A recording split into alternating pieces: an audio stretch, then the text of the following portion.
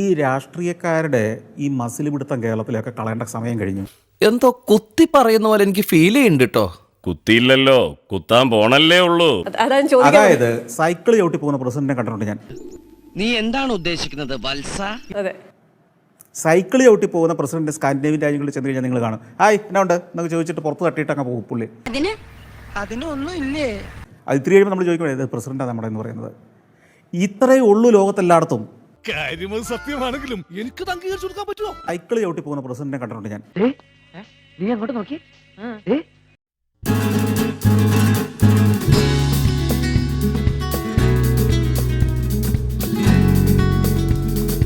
ചോവരല്ലേ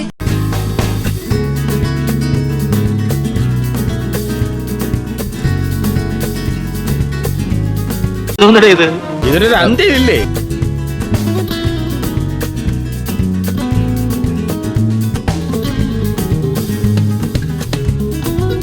അത് ഇത്തിരി കഴിയുമ്പോൾ നമ്മൾ ചോദിക്കുന്നത് പ്രസിഡന്റാണ് നമ്മുടെ എന്ന് പറയുന്നത്. ഇത്രയേ ഉള്ളൂ ലോകത്തെല്ലായിടത്തും.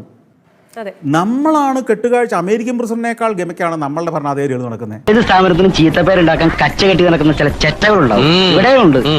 അതാ ഈ അവതാരം. അമേരിക്കൻ പ്രസിഡന്റ് അങ്ങനെ നടക്കുന്നതിന്റെ കാരണം അയാളെ എപ്പോഴെങ്കിലും തട്ടാൻ ആൾക്കാർ ചുറ്റും നടക്കുക. ശരിയാണല്ലോ. ഇവിടെ ഒരുത്തിനും വേണ്ടാത്തവരും ഇങ്ങനെ നടക്കുകയാണ്. ഇത് എന്നെ ഉദ്ദേശാണ്, എന്നെ തന്നെ ഉദ്ദേശാണ്, എന്നെ മാത്രം ഉദ്ദേശാണ്. ഇവിടെ ഒരുത്തിനും വേണ്ടാത്തവരും ഇങ്ങനെ നടക്കുകയാണ്. പ്രഭാകരേട്ടന് വീട്ടില് വിലയില്ലെങ്കിലും നാട്ടില് പുല്ല് വിലയാ. ഇനി ബാക്കിത്തെ ഞാൻ പറയണോ?